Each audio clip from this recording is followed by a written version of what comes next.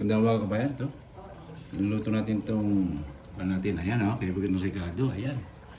Ito. Agree ba kayo? Ito yung pusit na ating niluto, kaibigan. Ayan, nakita niyo po. Pakita ko niyo po ha.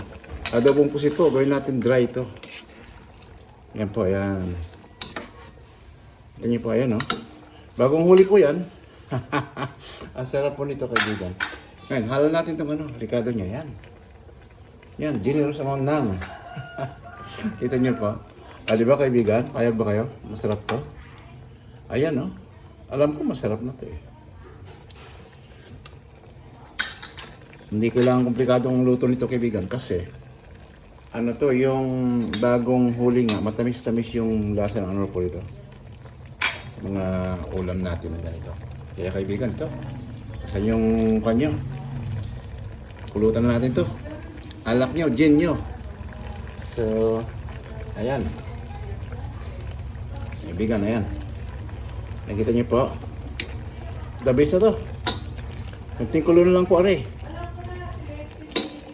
Ayan. Nakita nyo po. Masarap na po ito.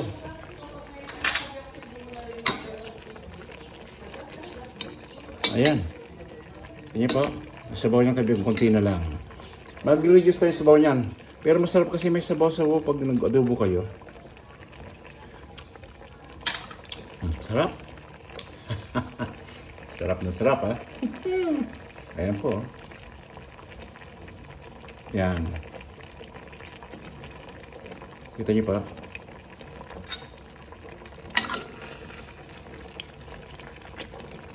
Ayan po.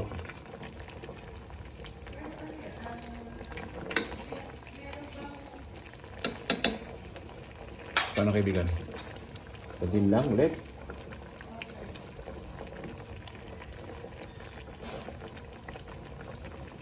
Ayan po.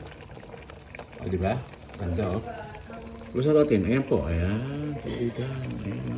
Sarap to. Ala. Eh. Sinaga yung iyong kuwaan. Kanin.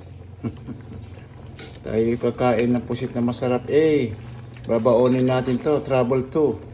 Ito Manila pa to, kaibigan. Request ng mga bata. Gusto daw nilang pusit na masarap. Ayan. Pagkadubo natin ng dry one. Wala sang sabaw masyado. Pero malambot to, kaibigan. Kaya to. Gusto ng mga bata to.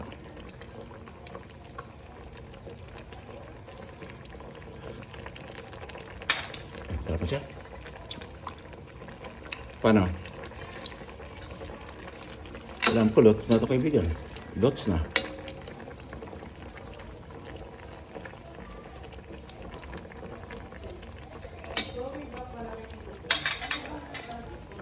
Ganito lang muli po mamaya.